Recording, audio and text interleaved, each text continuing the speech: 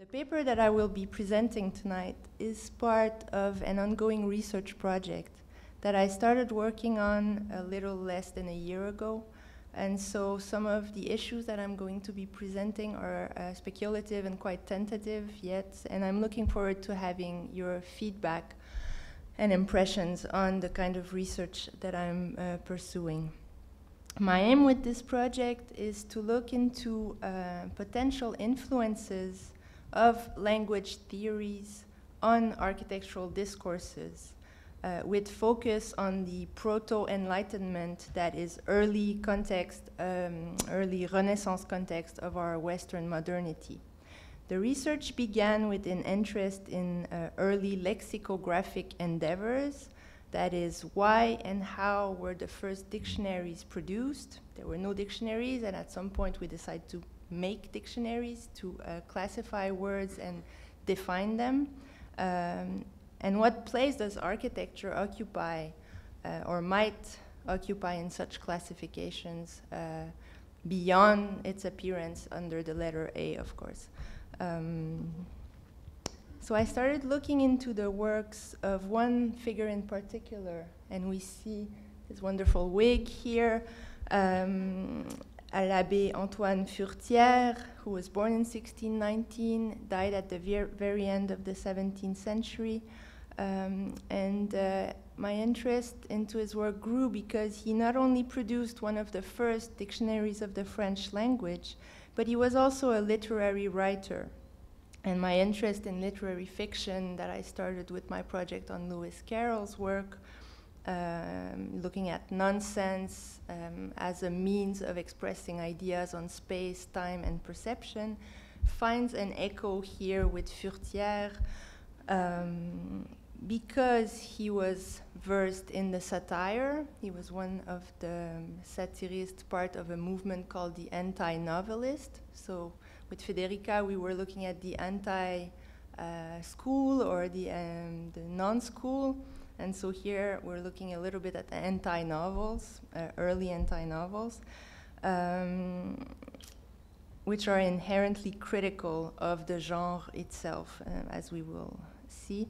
And so I will be presenting some findings about these questions, looking essentially at Furetière's masterpiece, his Dictionnaire universel in its edition of 1690, the first edition, but also looking at his literary prose into some architectural questions or problems found in his Le Roman Bourgeois of 1666.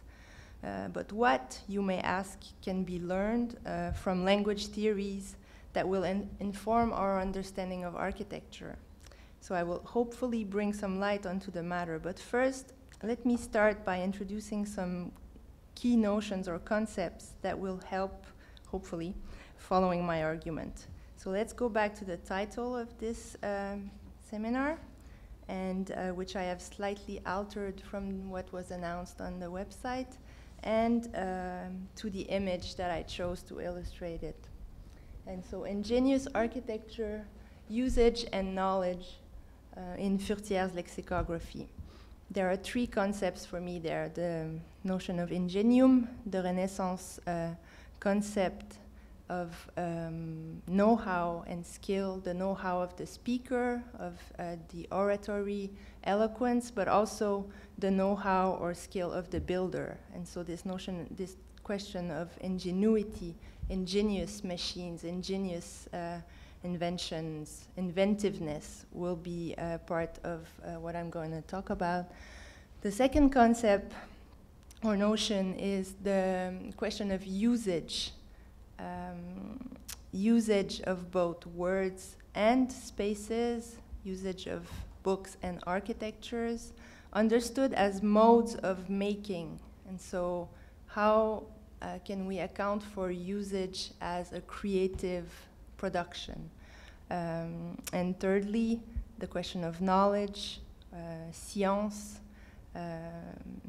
in its loaded with its epistemological weight in the context of the Renaissance. So I will be looking especially at the notion of the question of knowledge transmission, grounded in the tradition of rhetoric and using the linguistic devices of persuasive argumentation. And so knowledge transmission through the art of speaking in the most effective manner. As I essentially work with text, and I apologize in advance if tonight's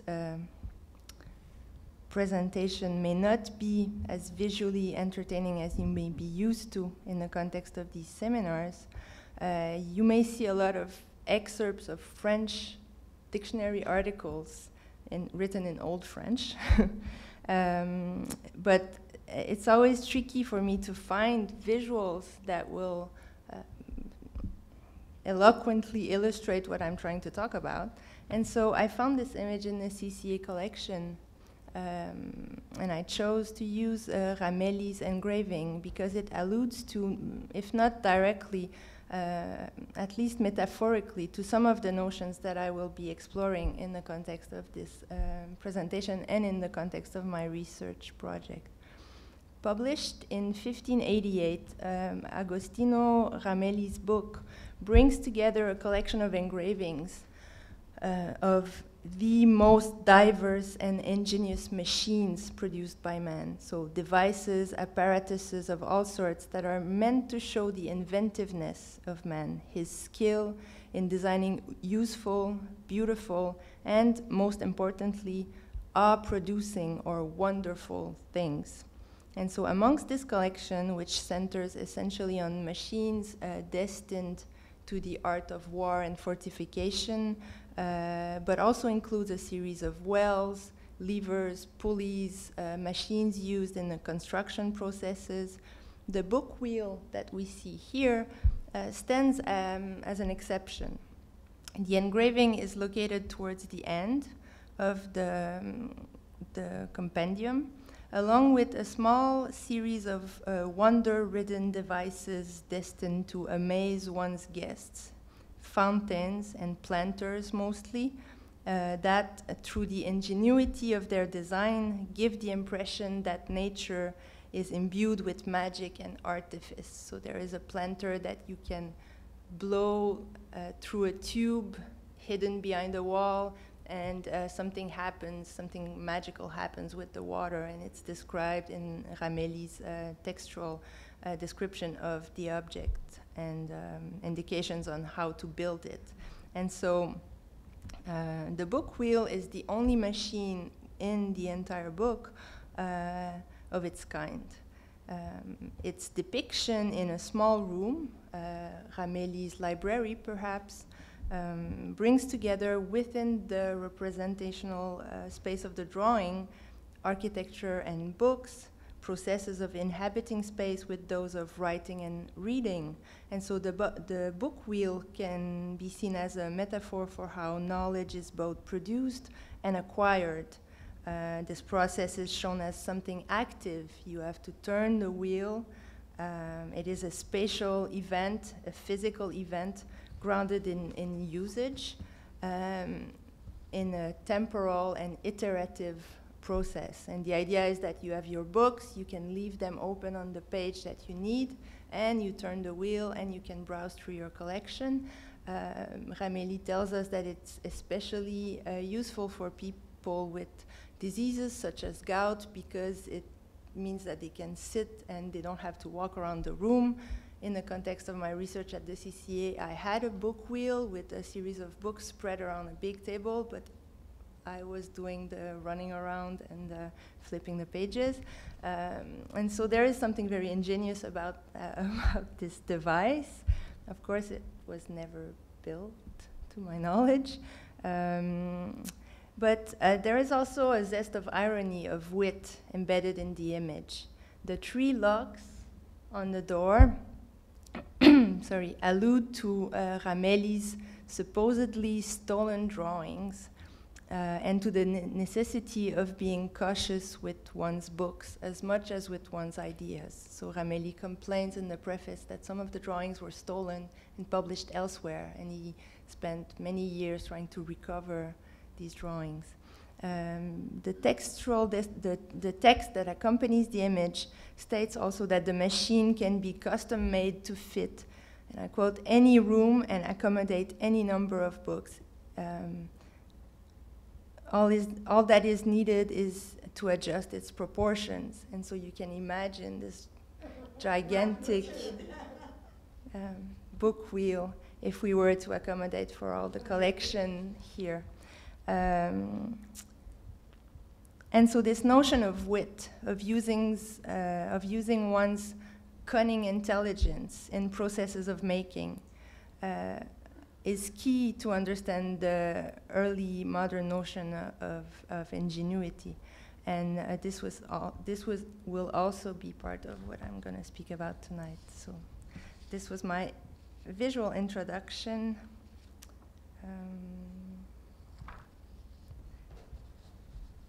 Now I will briefly speak about the process that I've been going through in the past weeks, but very briefly because it's not formalized yet, but you might have some ideas at the end of the lecture, some feedback on that. And so it's just a quick introduction of the Renaissance context of language theories.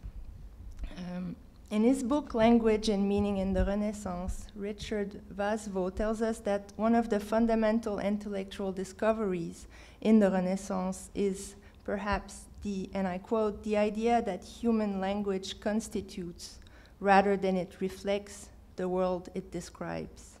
This idea of language as a creative practice that makes the world what it is for us bears several implications that modern linguistics and architectural theory have at times relegated to the margins of their historiography. Thus my interest in those questions and trying to bring them to front. Looking at Renaissance language theories, we find a sort of constellation of what we now see as distinct disciplines.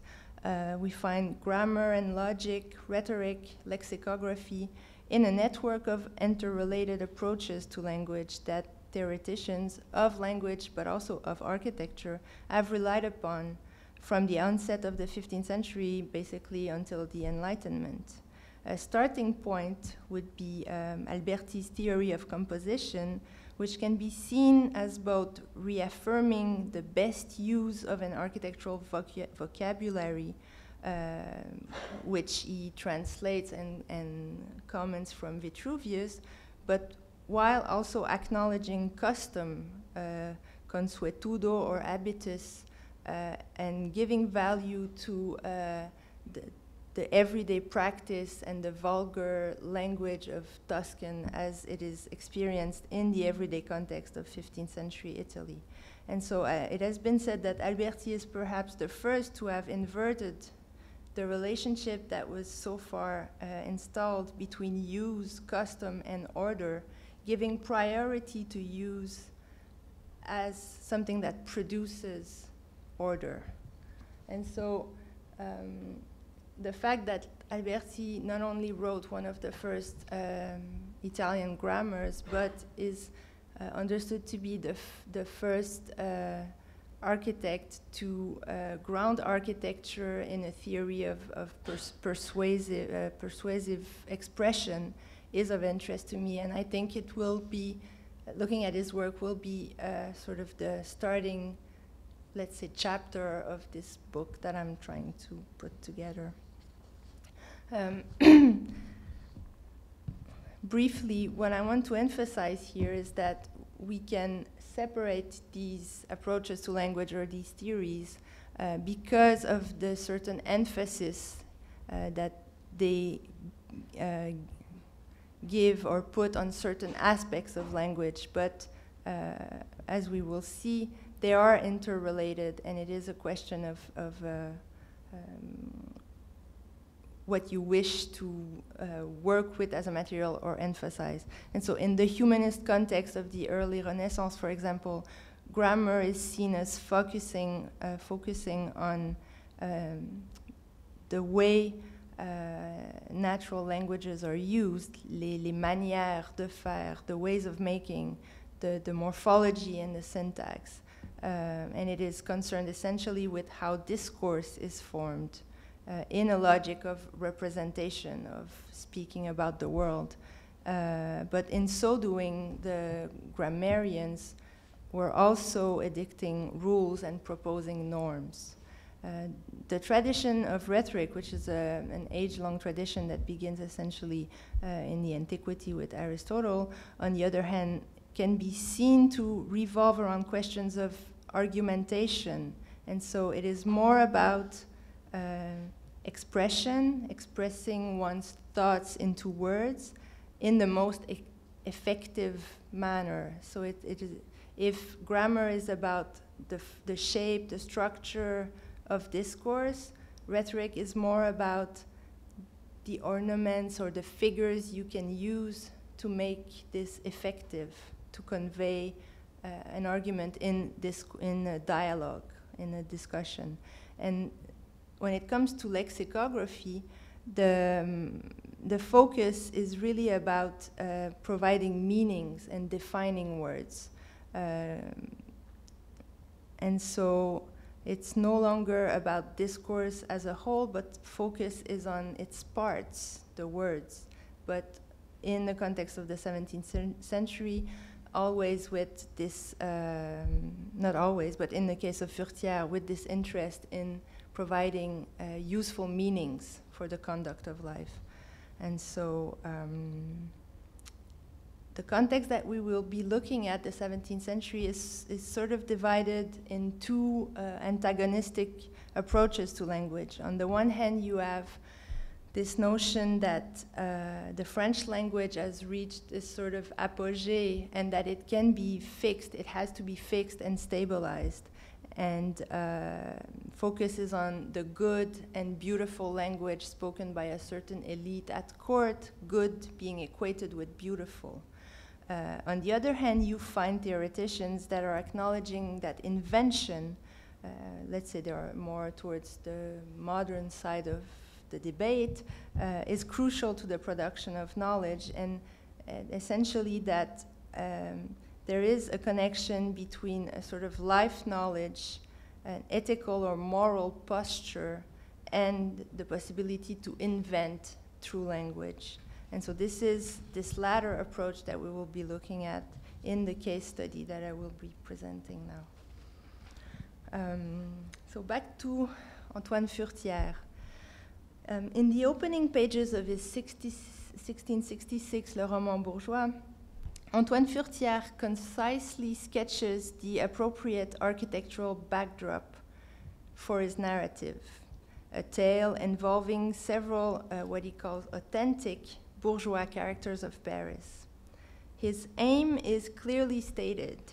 The setting of his novel shall be mobile, traveling through several neighborhoods of Paris, and he also wants it to be as truthful or authentic as possible. And to that end, he chooses Place Maubert, and I quote, the most bourgeois square in Paris, he writes, as the initial location. But Furetière insists, very quickly, he will not engage in architectural description. So the book opens with a rather elaborate preterition through which Furetière announces his intention not to provide descriptive accounts of architecture. A common figure of speech, the preterition is the rhetorical technique of making summary mention of something by professing to omit it.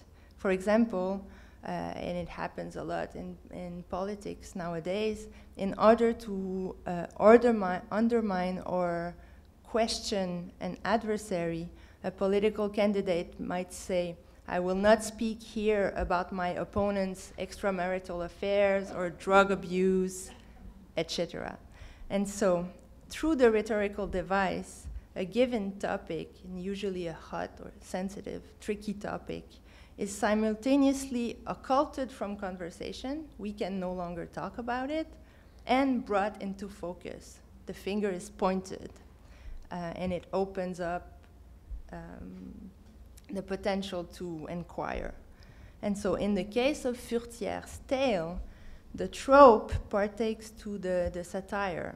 It produces the comical effect, thought it is used primarily to make the reader laugh, and it works. But the rhetorical stratagem serves other, less overt purposes. It reinforces this idea of truthfulness,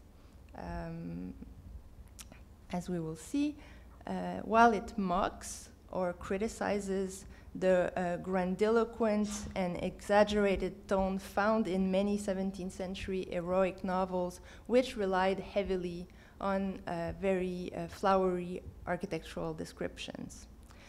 And so Furetière, being an anti-novelist, he criticizes the genre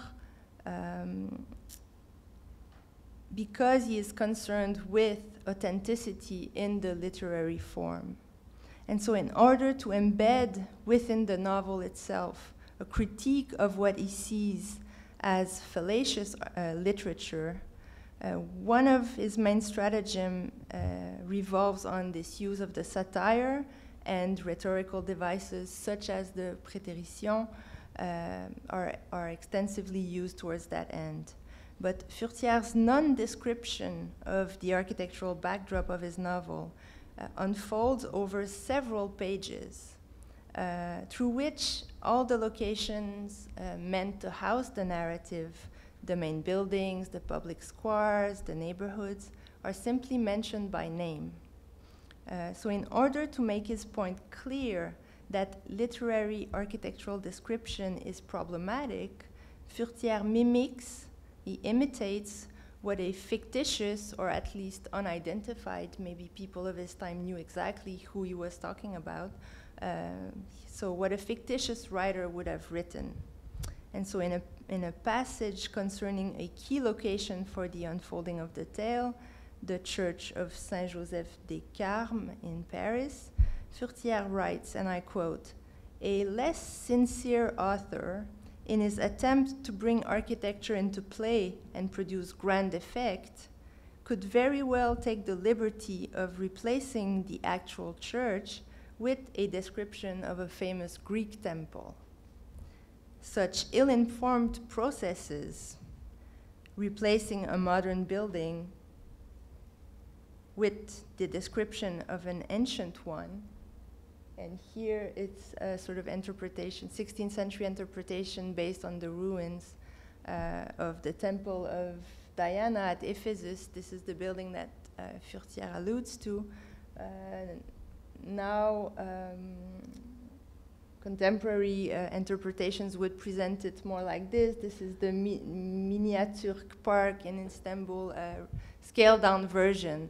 But in the context of Furetière's time, it might have been in between those two. But, and so this fictitious author would replace the Church of the Carmes, which is a very strict Renaissance building, by a Greek temple. And so such ill-informed processes, Furetière tells us, would cause unwanted harm to the field of architecture and also to the reader's sensibility. In French it goes, "C'est alors que l'architecture aurait beaucoup à souffrir." Furetière's satire of this hypothetical counterpart, this insincere writer, this other who would dare to do such a thing, is meant to strengthen his own position. He chooses not to depict an idealized or embellished, and most importantly, untruthful version of the architectural space of the bourgeoisie. Unlike this other writer, and I quote, "who may well rid his descriptions with words such as métope, triglyph, volute, stylobat, and other unknown terms found in the text of Vitruvius or Vignola to claim expertise in the field of architecture," unquote. Furetière will not obstruct the unfolding of his tale by using words that he deems unintelligible yet, and I will come back to that, to the reader. And so in order for the context of the story to become tangible, he primarily relies on the reader's concrete experience of the locations and edifices mentioned as they exist in reality in and around the city of Paris. The reader is thus invited to summon his own aptitude for imagination and to build more elaborate architectural settings at will. Furetière's invitation is clear, and it is as follows, quote, "I will not tell you how the church is, although it is rather famous. Those who so desire can go see it, or else build it in their imagination as they shall please." And so the sole fact of naming a given location, the scene is set in the Church of the Carme, is for Furetière sufficient to triggering the reader's imagination and to set the action into its proper setting. The spatiality of Furetière's narrative thus almost entirely rests on the reader's pre-existing knowledge and experience of architecture.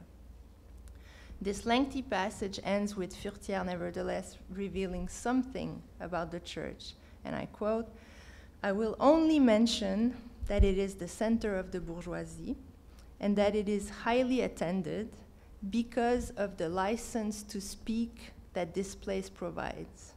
And so the architectural merit of the building, central to the unfolding of this first part of Furetière's novel, is therefore tied to the role and potential of architecture to frame the interactions of the Paris bourgeoisie, and most importantly, to foster valuable social gatherings.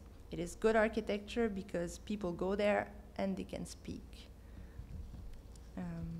And so Furetière's reliance on the reader's experience or faculty for imagination also implies that there is a kind of architectural knowledge that is readily accessible through everyday experience, and that this knowledge might prevail over object-oriented descriptions.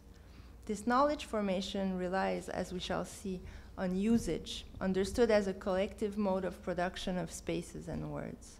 And in that sense, Furetière's use of the preterition at the beginning of Le Roman Bourgeois may be understood to serve another purpose. It underlines and it problematizes the relationship of architectural knowledge, and of all knowledge for that matter, to words, to language. And so what is implicit here is the idea that there are more potent or appropriate ways to write and speak about such important topics as architecture.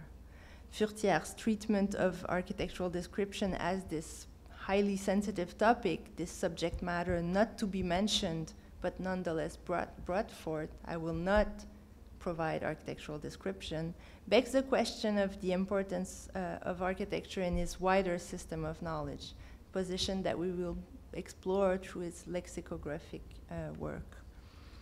It is important to note that Furetière was born in the very context of the bourgeoisie that is satirically exposed in Le Roman Bourgeois. He progressively ascended the social hierarchy, however. His practice as a writer was secured by obtaining the religious title of abbé, as well as a nomination in Richelieu's recently founded French Academy. The Academy was founded in 1635. He also obtained a royal privilege that led to the publication of a partial version of his future dictionary in 1684, Essai d'un dictionnaire universel. His literary works have received limited attention. He's usually seen as a minor author, but he is, however, well known for his lexicographic production, Le Furetière, this famous dictionary, and notably for his central participation in the famous Querelle des dictionnaires, Quarrel of the Dictionaries. The quarrel finds its roots in divergent views on language. On the one hand, there's the majority of the Academy members engaged in the compilation of their own dictionnaire, to which Furetière contributed originally, which they see as meant to account first and foremost for this elevated language spoken at Versailles. And so what they want to do is fix this beautiful language that has reached its high point. And so their scope is essentially prescriptive and normative. On the other hand, we find Furetière, who posits language as an open, evolving arrangement that cannot ultimately be stabilized. Accounts of his views on the matter can be found in a series of factum that he self-published, small leaflets that he self-published, in which he exposes his understanding of language, but in which he also instructs his own defense against the academician's attacks of plagiarism. He was accused of having stolen some definitions, since he had contributed to the French Academy dictionnaire from the inside for many years, the question of authorship proved tricky to such an extent that no real process was ever engaged. But Furetière's training as a lawyer, he was initially trained as a jurist, proved useful here. And so he could use his skill, judiciary skills, to orchestrate his own defense. It has been said that the literary quality as well as the philosophical implications found in Furetière's factum also sheds light onto his lexicography. I will not get into that, however, but it's quite interesting. And so for Antoine Furetière, the French language of his time, and for that matter, all languages, could never entirely be restricted or fixed. He sees language, and I quote, languages as given shape progressively and undergoing constant change. And consequently, the process of ordering a given language implied in the lexicographic endeavor is bound to account for this capricious quality. How do we put together a selection of terms, of words, if languages keep evolving? And how can this dictionary or this lexicon be universal in its scope if languages keep evolving? As attested by its extended title, sorry, I let you read, but Dictionnaire universel contenant généralement tous les mots français, tant vieux que modernes, et les termes de toutes les sciences et des arts. Furetière's lexicon gives specific importance to scientific and artistic terminology. It includes the widest possible collection of terms pertaining to all sciences and mechanical arts, the production of artifacts, the invention of machines, as well as to the definition of their corresponding trades, les métiers. It is also Furetière's insistence on including these terms, all the words pertaining to science and art,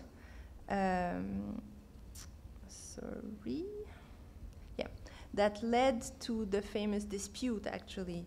And the Academy thought that these two should be separated. Corneille published the Dictionnaire des sciences et des arts and the Dictionnaire de l'Académie in 1694. They both came out the same year, and they were separated. Furetière was against this idea, and so he was expelled from the Academy and published his own dictionary. And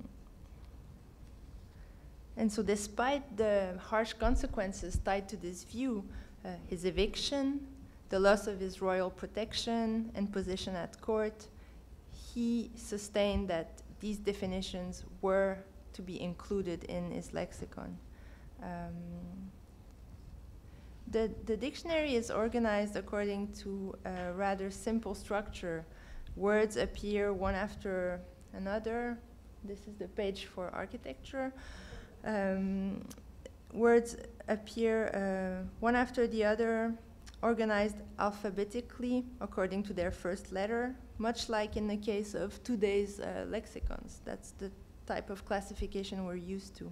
This may seem obvious, but we shall note that in the case of the Dictionnaire de l'Académie, for example, words were also positioned alphabetically, but according to their radicals.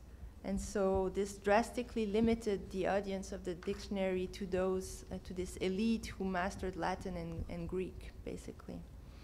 The reader of Furetière's dictionnaire, which is essentially anyone who speaks French, no matter the accent, the regionalism, can enter the book at any given point following a specific query. From there is a system of cross-references, much like in today's lexicons, that allows him to travel from word to word, moving across the scope of the book. This structure implies that words pertaining to the arts and sciences are not grouped thematically, but they are scattered throughout the entire compilation.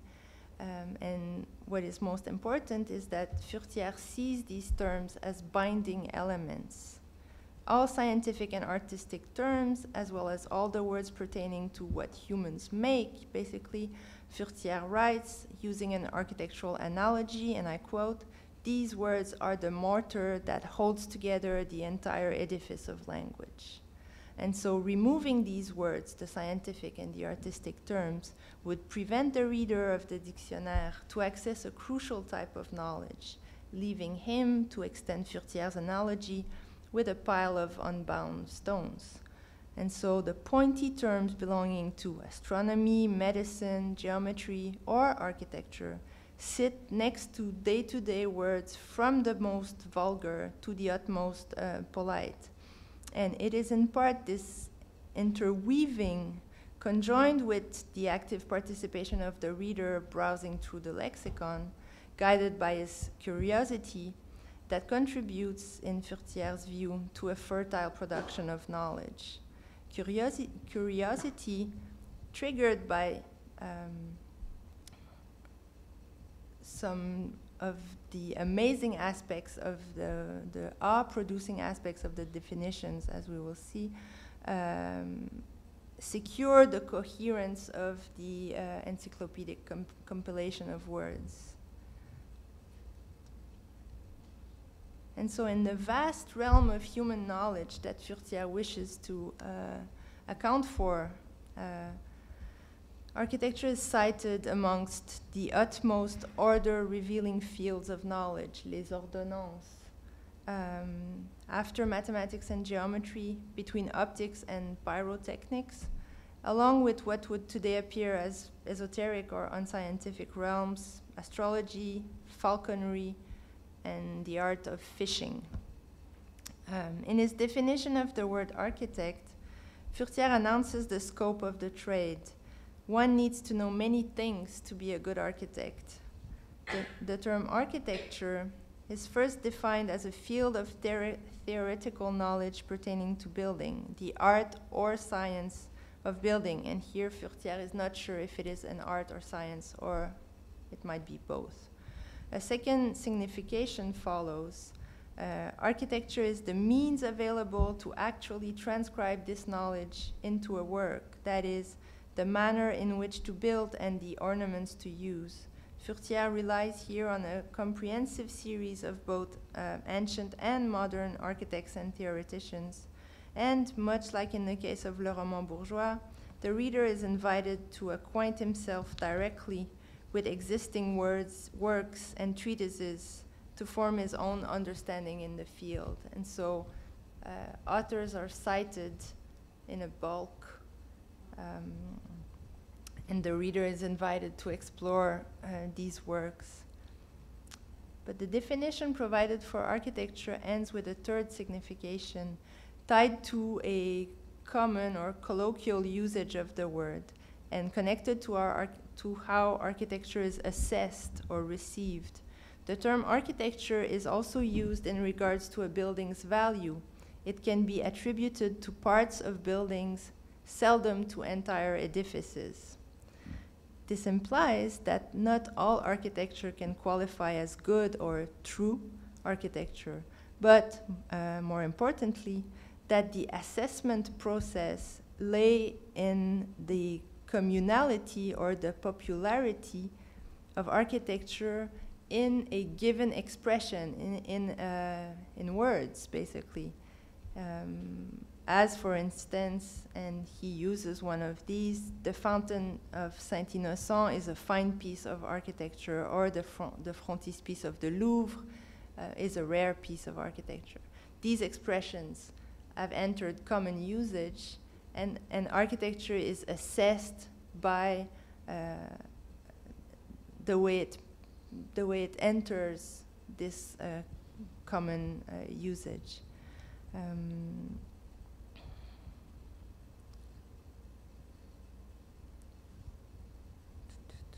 Now I see that I'm going over time, so I will skip a part. And so in this assessment process, Furetière sees the general public, what he calls, quote unquote, the general public, as both the beholder and maker of language. And further exposing his views in the Factum, he writes, any given language always primarily belongs to those who speak it, that is, to the general public. He then adds, and I quote, "These books, dictionaries, are not meant to fabricate words, but to account and explain their usage." Oh, this was the Fountain of Saint-Innocent. And he gives a quite extensive definition of usage, one also tied to the way usage is used when it pertains to language. And so Furetière's task in compiling the dictionary is to account for the widest possible levels of discourse, from the more theoretical aspect of definitions to all colloquial or proverbial expressions that account for a word's usage. But Furetière also defines usage as know-how, as skill, and he adds several sciences and many arts are better learned through usage, through practice, than through theory. And so akin to know-how, to a sort of skill in making, usage is crucial to the formation of scientific and artistic knowledge in that expression. Furetière's intention, and one that permeates his entire corpus, is this question of knowledge and of universal knowledge. In the preface and the warning to the reader that precedes Le Roman Bourgeois, he writes,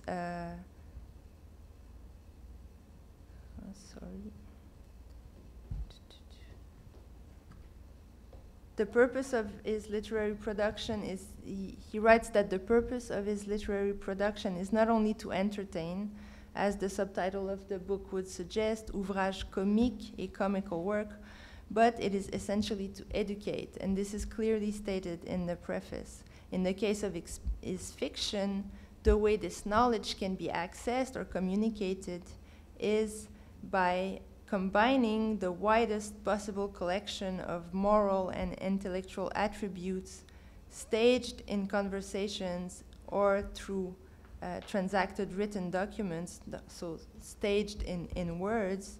And according to Furetière, the indecencies or the ridicule actions of the bourgeois, once unveiled through the specific obliqueness proper to the satire, bear the potential to summon their opposite, the morally proper, the elevated deeds of the honest man, thus providing the reader with this universal account of human morality that may guide him towards more ethical action and farther-reaching knowledge.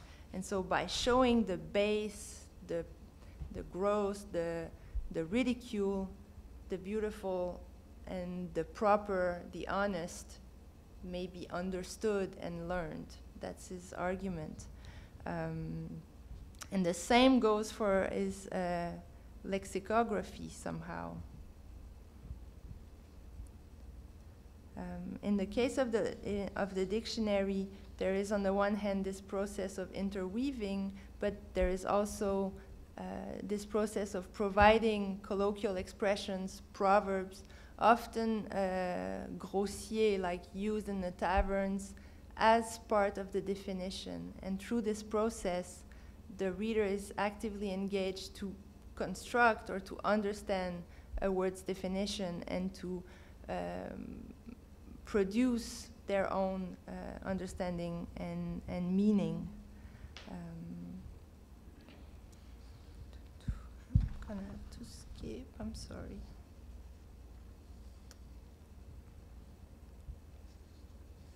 I just want to finish with one example. And so Furetière gives a lot of responsibility to the general public in assessing architecture. Architecture is somehow completed, the process of building is somehow completed once it is used, once people gather and have conversations, much like in the case of the Church of the Carme. And so usage is seen as semantically creative. It produces meaning. But Furetière's view of language also acknowledges the polysemy of language, the fact that it cannot be controlled. And so in terms of architecture, it means that a work can never be described as an object. It has to be experienced from within, socially, through conversation, through social interaction, to basically be completed and exist socially. And so language constitutes the final part of the architectural work. This is basically the argument. But language, a specific kind of language, and that's what I want to finish with, a language that is grounded in the ingenuity of the speaker, that is governed by principles of eloquence, that is inherited from a long tradition of rhetoric.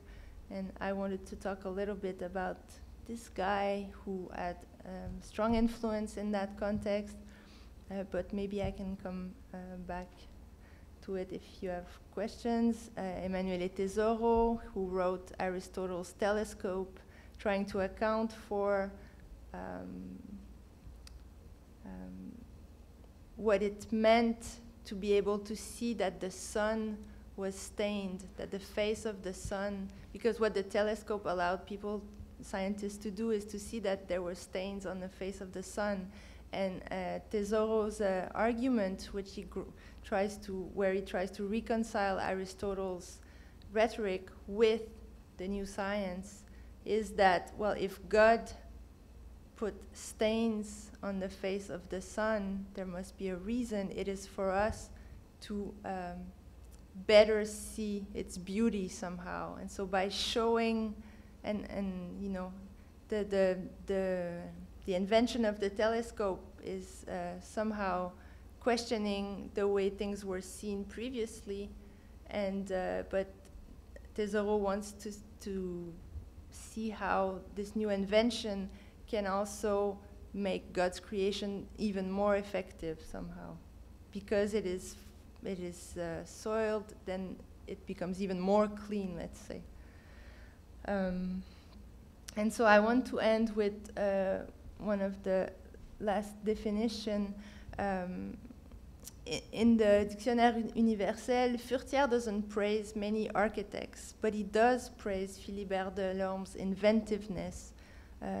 First for inventing the Ordre François, and he complains that he was not followed, and so it fell out of fashion somehow. But he also praises Philibert's most, let's say, famous invention, the trompe. And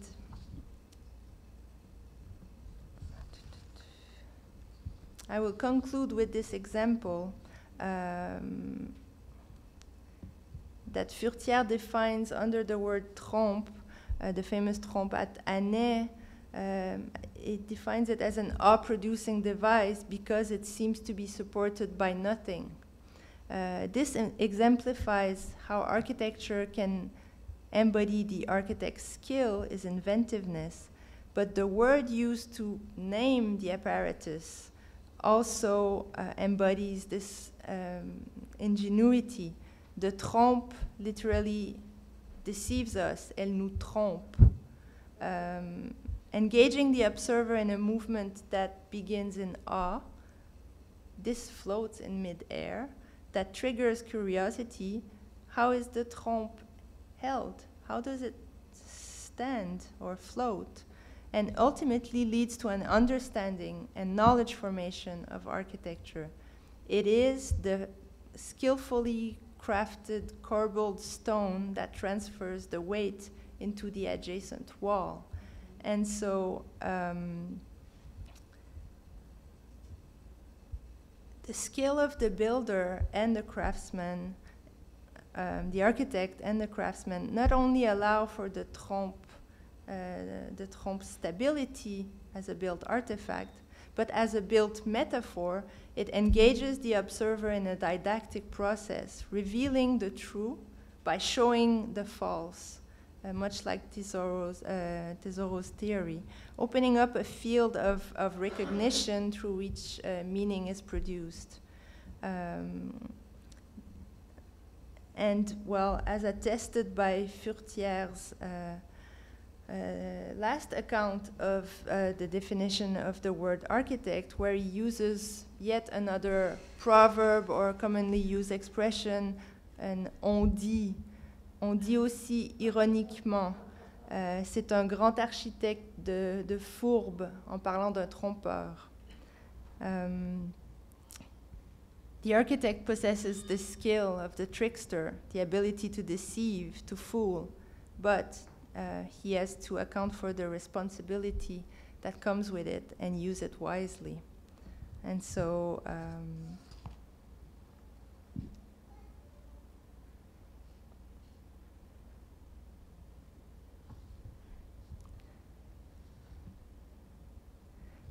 finally, what is interesting is that these words, the architectural terminology that Furetière deemed unfitting to appear in Le Roman Bourgeois because they were not yet compiled in his lexicon. Once these terms are defined, used, and understood by the general public, the social practice of making architecture can unfold.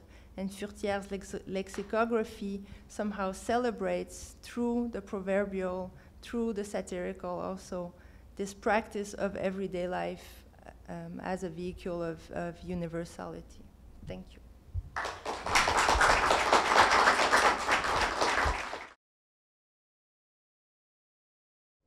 Have you checked the treatises that are more contemporary that start to add dictionaries at the end, like Philippien or I'm starting to. I was first trying to identify contemporary dictionaries in other languages, and I've so far not been very successful. I think maybe they happen a little bit later. Well, in the French context itself, you know. Yeah. The historian de l'Académie d'Architecture, Philippien. Yeah, Philippien is there. Is one of the guys that I want to look at. Oh, I'm sorry. But the fact that he wrote the principe and that at the end there's a dictionary that appears. There are several examples.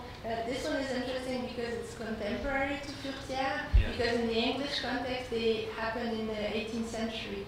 There are a series and also a series of dictionaries of architectural terms just meant for the gentleman, you know, when he's walking around and looking at buildings. But so yes, Philippien is one of the stars that I've highlighted, and of course there will be many other. I also have to look at Port-Royal, at the Logique more closely, and but I'm interested in looking in this connection between Zorro and Vives on the work of Valla, and look more closely into this. It's a movement that was referred to as conceptism, and this way that ingenuity, metaphor making, is seen as applying to both language and painting, sculpture, and architecture. Yeah, there seem to be two contradictory positions going on, right? Because Tesauro, Canonical Aristotelico, is really a celebration of metaphor, which is really, it's really almost the contrary impulse as that codifying language to make it stable, even though you acknowledge that Furetière understood that it's always moving. Still, the moment that you start making dictionaries, you are expecting language to have some stability. Whereas the metaphor, the metaphorical understanding of language that comes from Renaissance humanism and is very clear in Le Canonical Aristotelico, is about the mobility of language. Is that it's never stable. It's a celebration of metaphor. So I think you're going, there are like two different. Yeah, but I think Furetière is an exception.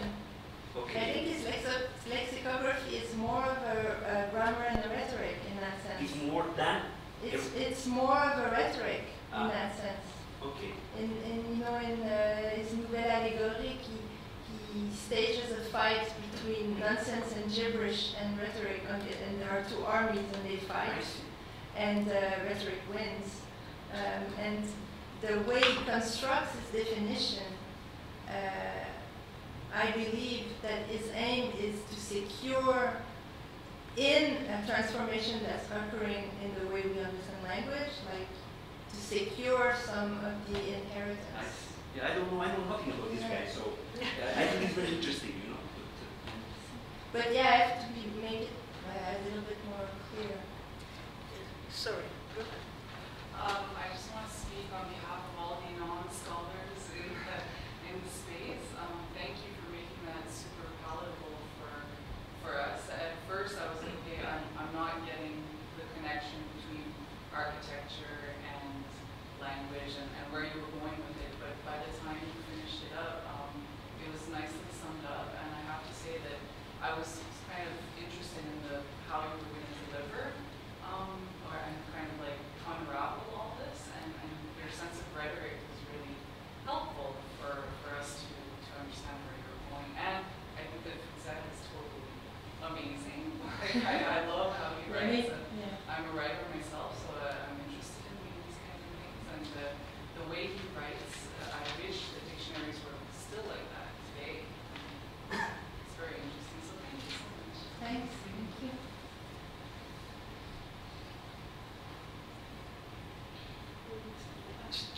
Okay, Phyllis and then Tamar. Tamar.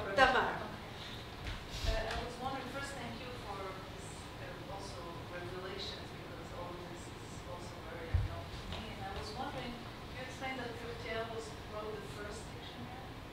Or maybe I didn't understand correctly. It's it's considered to be the first because it came out before that of the Academy. But if I'm not wrong, there was one partial version or one that came at about the same time, the Tévou.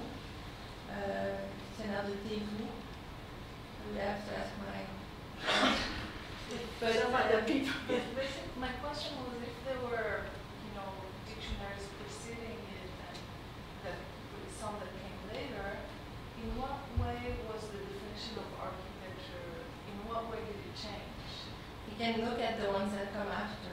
It was essentially the first dictionary of the French language. There were études sur la langue française, or notes on the French language before that I could look at also. But this in the context of I started with Furetière and now it's opening up in both directions. But I was interested in what does it mean to put words together in a book. Before that, it didn't exist. So, and the fact that he insisted that the arts and sciences were the glue of language, for me, there was something there to explore.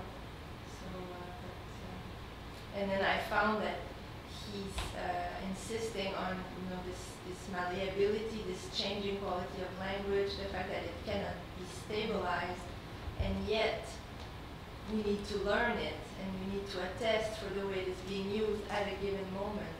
And how do you reconcile these two impulses? And in his factum, it's very clear that he understands the limitations of providing definitions unless you rely on metaphor so that the reader can construct his own definition somehow. And so that would be the connection also with his own work. But yeah.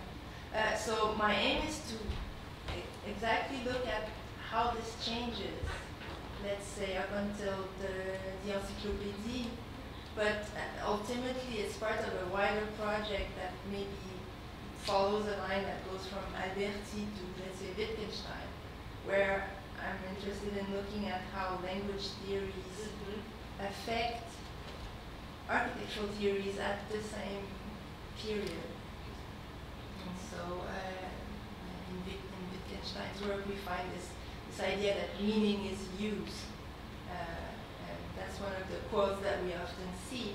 And so what does that mean in the context of the early 20th century, and what might it mean for, well, he also built a house, wanted to be an architect, and so that would be sort of the final parenthesis of my book, the end of the spectrum. Yeah, thank you very much. I found your talk really exciting. And the concepts it connected. It also touched on many things I am very interested in. And I want to ask you two questions. First of all, what was the name in 1960s? There was a book published by, he did l'architecture la Françoise, but he did a dictionnaire littéraire en architecture for Ruse de Montre. Yeah. Okay. Did his book on his sort of discussion of the language, in fact, that's where I learned about the tram, of course, and went to look at Philibert de Gaulle. Whenever I'm in Paris, I always go and look at the tram at the back of the Saint-Geneviève, nonsense, of Les Épiciens, the Saint-Sulpice.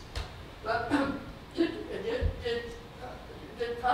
that generate, did his book generate this kind of thinking or not? I would have to go back to it. Okay, yes. I was just wondering. But I also wanted to ask you about the use of the terms roman bourgeois. Yeah, that's the title that he gave to his anti-novel, and could you speak into your machine? That's the title that he gave to his novel, the roman bourgeois ouvrage comique. It's essentially a satire using the bourgeois, the most base and ridicule aspects of the bourgeoisie to elevate the sort of morality, to educate and to elevate the moral stances of the reader. And so it's interesting because in a way it is, the bourgeois characters are caricatures. They're pushed to an extreme, and this way of displaying them as sort of extreme definitions of what grossier would be, or base would be, or ridicule would be, is supposed to summon the idea of the opposite. But I mean, sort of like Ricochet and Flaubert. I don't think. I have to check my notes because I'm so bad with dates and I'm a sloppy historian. Flaubert was 19th century. Yeah. Is that like, is it the same kind of spirit of idea, of ridicule, of the search for knowledge? I'm not sure. I would have to check. Yeah. I'm not. But the ridicule in relationship to. I can't really say. But no, but he's using ridicule in order to. It's satirical. Yes. So he's using the ridicule, pushing it to its extreme to make you realize how it might be wrong. Let's say there's a didactic, but it's also quite funny in a way. Like this sort of didactic level is subtle, but. But is it from above? It's satire from above. They're looking at the crude behavior of the bourgeois, whereas modern satire, bourgeois tends to be satirizing its effeminacy, its preciousness, its attempts to be constant, sort of its pretentiousness. So is it which direction is the satire coming from? I don't think it's coming from a dream, was it? It's coming from above, like it's from aristocratic standards, one asking. well, it's not clear cut because Furetière grew up as a bourgeois, managed to elevate himself, and then sort of fell back or lost his. So it's not completely clear cut that it's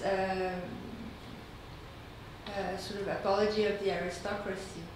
It's a collection. It's bringing together a sort of compendium. It's almost lexicographic somehow. It's bringing together all the possible attributes of man, and the distance that I see that is quite modern in it is that, as I tried to show in the beginning of my talk, and that as a writer, he writes about how writers should write. It's a critique of literature, essentially, of the novel itself as a genre. So I would have to look more into 19th century humor to see if there is a, well, I looked at nonsense, but there are other genres of literary fiction. Thank you. No. Well, actually, I did. Yes, I had It seems to me somewhat oxymoronic that he holds the bourgeois to ridicule, and yet with his dictionary, the idea is that the bourgeois, everybody in the world, is the ultimate arbiter of linguistic meaning. Well, it doesn't. Well, maybe he's on the way up here and then on the way down the other. Yeah, well, there are 30 years. That's right. I know. This is 1666, and the dictionary is 1690. So there is, of course, an evolution in his understanding, but as I said, this and maybe I didn't communicate it clearly enough, but using the bourgeois and the ridicule as in a didactic manner is not. He's not seeing himself as outside of what he criticizes. The proper, one of the features of the satire is that if it is meant to be universal, the writer himself is included in the critique. And so everyone, even the aristocrats, are included in the critique, but he uses the people, the bourgeoisie, as this sort of playground. And so is this more or less contemporaneous with the Gentilhomme? Must be, huh? I don't know. I think it is. Oh, I wish it did. Well, I wish I pretty had close. a fact sheet about literature. I have a fact sheet about Where architectural I mean, that's all about debates, how but- ridiculous this pretentious bourgeois person is. Anyway. What is that, Troy? Yeah, what's the, That's it. Oh, that's sorry, Kelly. That's Max Ernst's drawings in The Hunting of the Snark in Lewis Carroll's. The Hunting of the Snark by Oh, Lewis Snark. Carroll. This is Max Ernst's illustrations of 19. great, yeah. It's pretty great actually. You dealt with the ideas of how language development affects architectural practice and theory. What about the reverse? What about how architectural practices actually affect language? To use a contemporary example, the so-called postmodern thing began as an architectural practice before it began having all these wider meanings. So was that topic dealt with at all, this interaction of the opposite way round?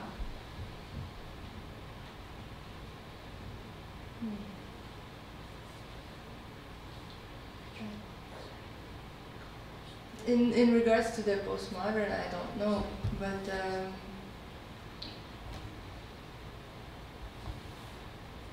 I think Because the meaning that is ascribed by the population is often based on their experiences It's often based on the practices that they observe or get involved in.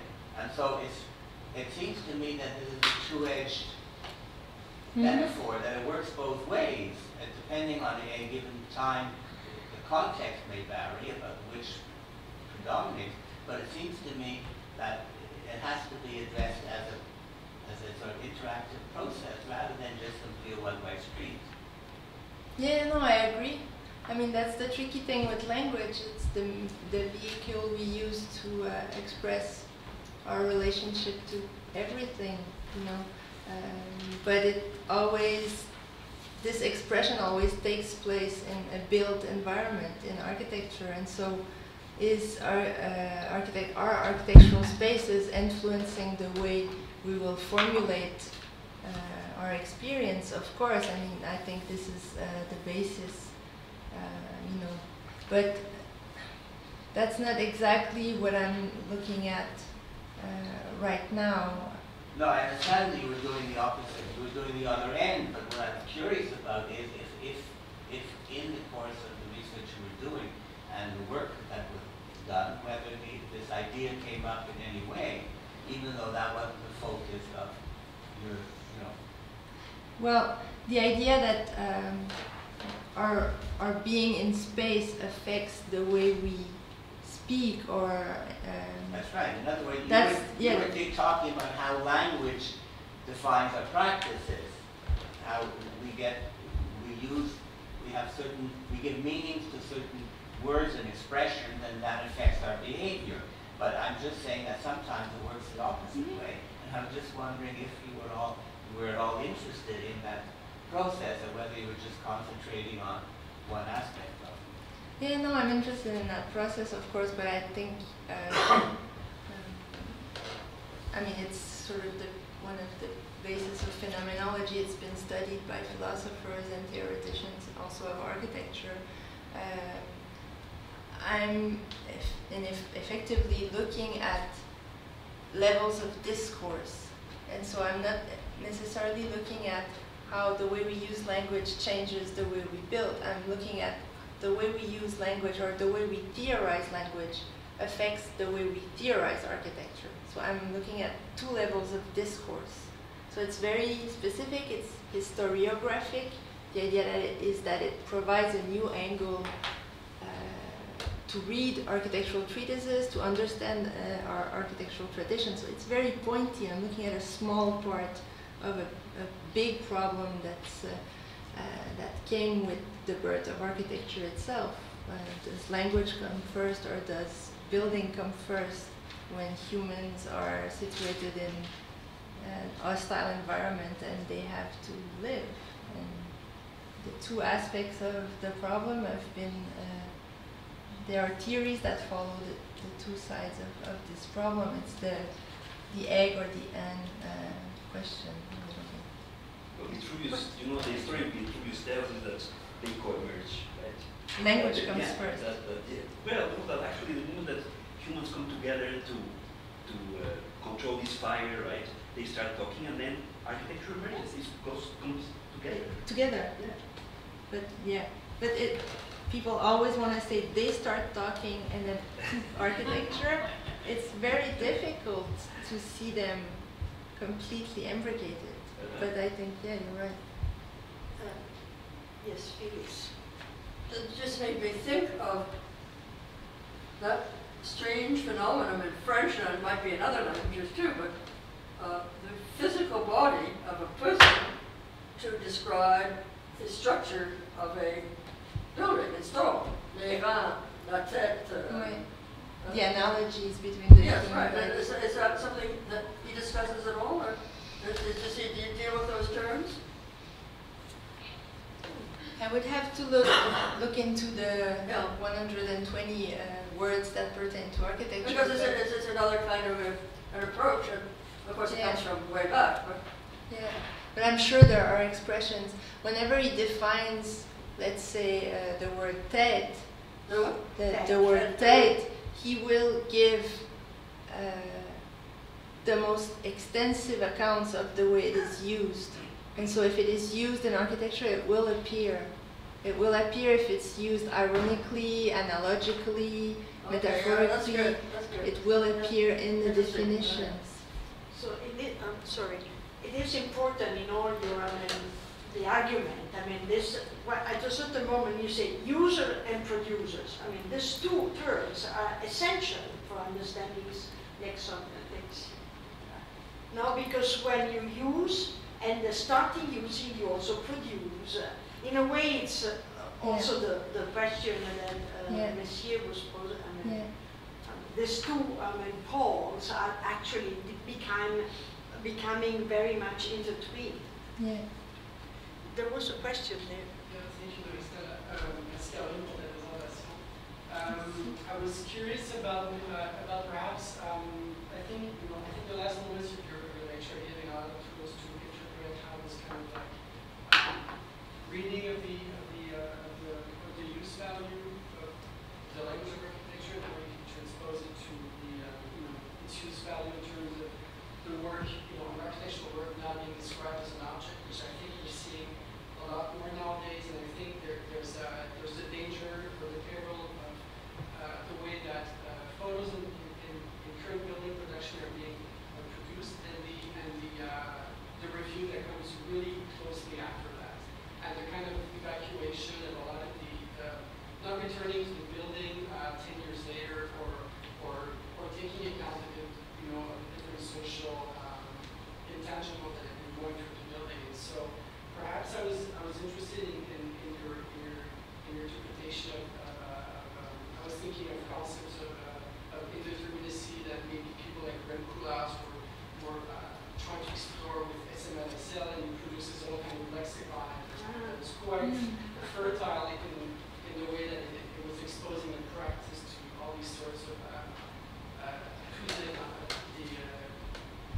all the intangibles of the practice. So maybe I was curious to hear about your own readings of locating that sort of discourse into the current issues.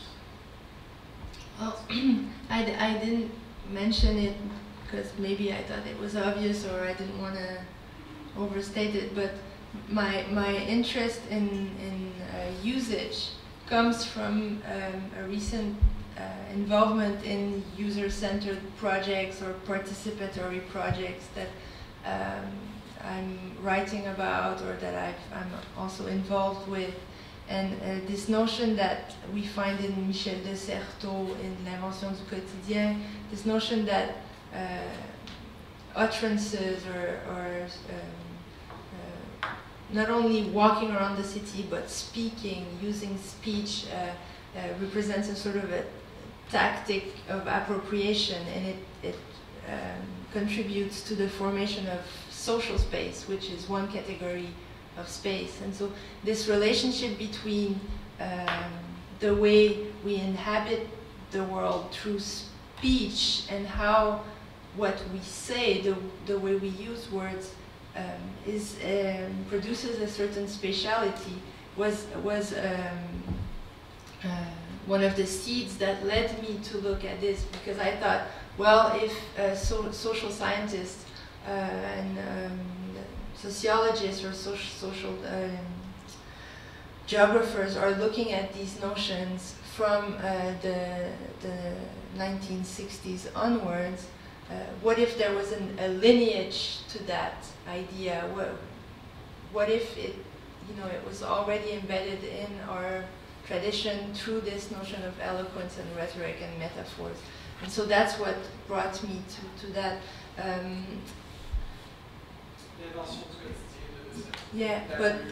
Sorry. And so what you find there, and what is interesting, I think, is the question of human agency. How do people decide to speak up, to walk around, to create their own paths, to participate? How can they feel that this process, this spatialization process, has a value? And so by looking at moments in our history where it did have a value, it was crucial, it was the sort of essence of truth resides in the public assessment, Furetière tells us. So this notion that nothing is finished unless it is being appropriated, existed at some moment in our tradition. And so nowadays there are a lot of attempts at making architectural projects more open to user interventions, more accommodating to the way they want to self-build or transform their environment, and there is growing value given to the small gestures of everyday life and the small ways that we inhabit space as something meaningful. But and so of course my interest comes from there, like how are we as architects to allow individuals to enact this agency that they have, this capacity for speaking, for acting. And my belief or my intuition is that for this to happen, we have to be able to tell stories. To be able to tell stories. There has to be a narrative, there has to be a story to which you can relate as a person and believe in. That's a very courage attitude, of course. Yeah, but I think it's important. This sort of, this value of narrative or storytelling as a mode of projecting architecture. And so that's why I'm looking at this configuration in the Renaissance, trying to find clues